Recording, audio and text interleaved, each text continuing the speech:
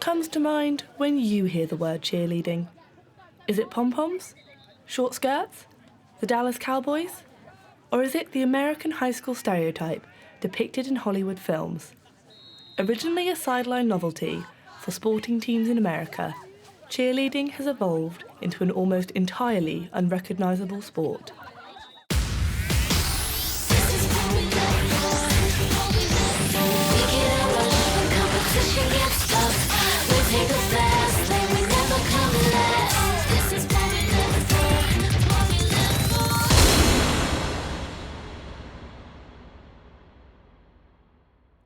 Nottingham, a British city known for its ties to the fabled Robin Hood.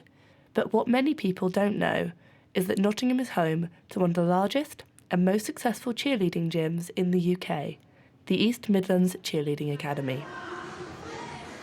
At EMCA, athletes from age 4 up train to become all-star cheerleaders under the attentive eye of Coach Helena. All-star cheerleading is a combination of gymnastics, dance, kind of acro, under the title of All-Star Cheer. It's competitive, so we train to compete against other cheer teams that are doing the same thing as us. EMCA is overflowing with talented athletes, but 12-year-old Chelsea stands out from the crowd.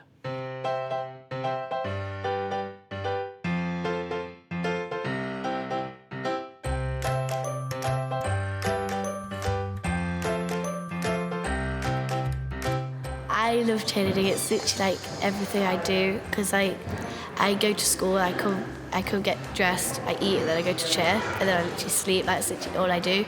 So if I didn't do cheer, I wouldn't do anything. I'd be like a sloth in my bed. Chelsea competes with EMCA's new Level 5 team, the Killer Queens. The stunts and the tumbles that you can do get harder as the levels get higher. So level 1 is the easiest, level 5, 6 are the hardest. We have been working up through the levels in a progression way because you can't just go in and be level 5 successfully. It is nerve-wracking and scary because there are so many like good level 5 teams like out there, and we're like, this is like our first year. Killer Queens, because we've done it as our first time as level 5. Myself, Anna and Owen all coach it. All of us have a focus on if you're strong enough and your head's in the right space, you can do it. Chelsea and her team will be competing at the ICC National Championships in March. All the big names go. It's quite scary, like to think about, because you're going against the best teams.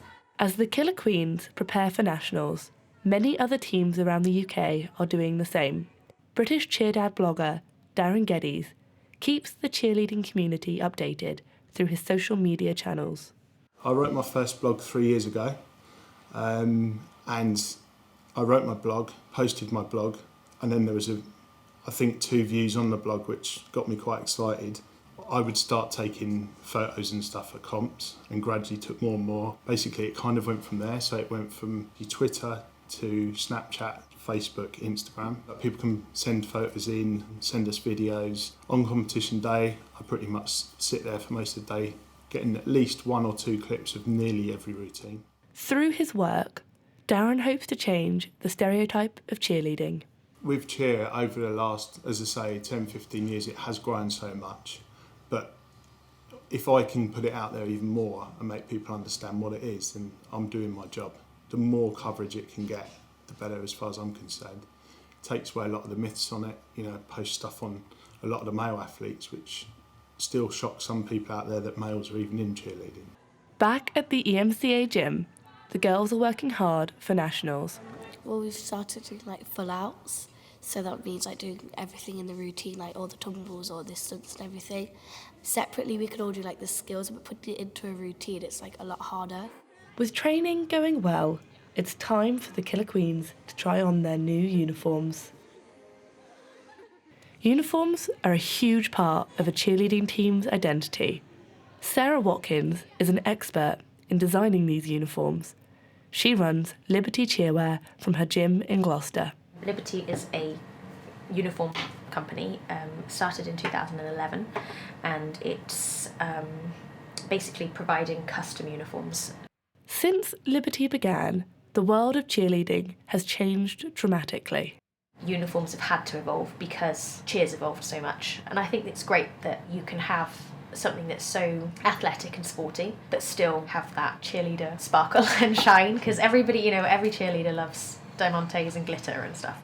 Despite this new look of uniforms, public perceptions remain misguided. People automatically assume that cheerleaders are slutty teenage girls or young adults kind of thing, waving pom-poms around in short rah-rah skirts. I think with uniforms like we have now, it gives a completely different look, and maybe people won't see it quite so much of a sexualised kind of sport now. There's 2 weeks to go until the big competition, and at the EMCA gym, emotions are running high as the Killer Queens struggle to hit their stunts.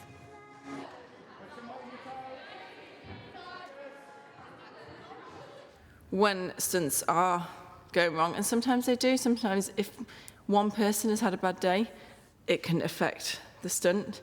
Chelsea has those days, everyone does. When you put your heart and soul into cheerleading, or your team, as Chelsea does, it's frustrating because cheer is so difficult to get technically correct, but that's why we all like it, because it is like that. If it was easy, everyone would do it. Sometimes I get really upset, I get really frustrated with myself because I'm like, we could hit it last session, but we couldn't today. As the countdown to ICC begins, reigning national champions, the Predator Athletics Lady Anacondas, are getting ready to defend their title.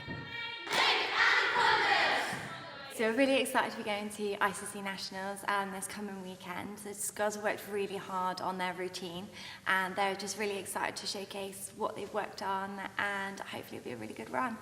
So we're against 2 other squads in the small all-girl 5 division. I'm really interested to see what they bring onto the floor. I know that EMCA usually bring out level-appropriate, clean routines, and I'm really excited to see what everyone brings.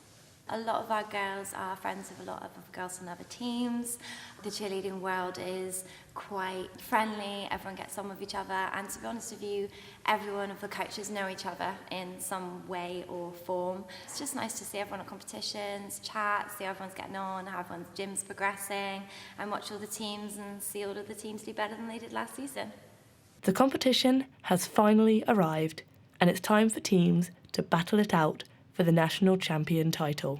We're here to win, we don't see a second option. Rising to the top, so you haters taking caution. One direction, the top is our home. We hold the crown, you know it's our throne. Chelsea has arrived at the arena, and it's time for the Killer Queens to head to warm up. In the final moments before they take to the mat, Coach Owain gives the girls some last-minute words of advice. Focus on each other, focus on your music, focus on doing your responsibilities, the best of your ability. Please welcome to the mat, EMCA Killer Queens.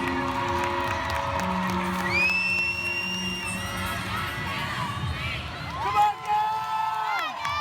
You got this!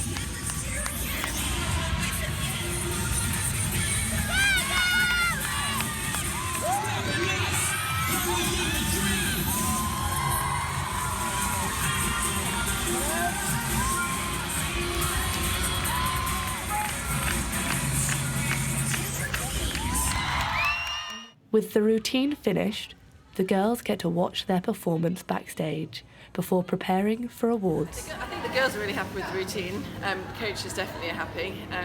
So now we just got to wait and see. Who's ready for the awards? Let's do this. In 3rd place goes to EMCA Killer Queens.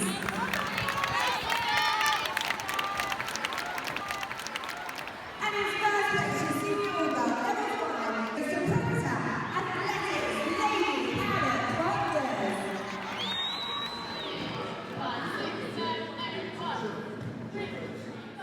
The Killer Queens may not have left nationals with a gold medal, but their determination continues. We are pushing ourselves to get more troubles, we are pushing ourselves to get harder stunts. I can't wait for the next 2 comps of the season, because I just think we've got so much potential and we've gained so much, and the girls have got so much confidence in what they have done, that we can push this and go even further.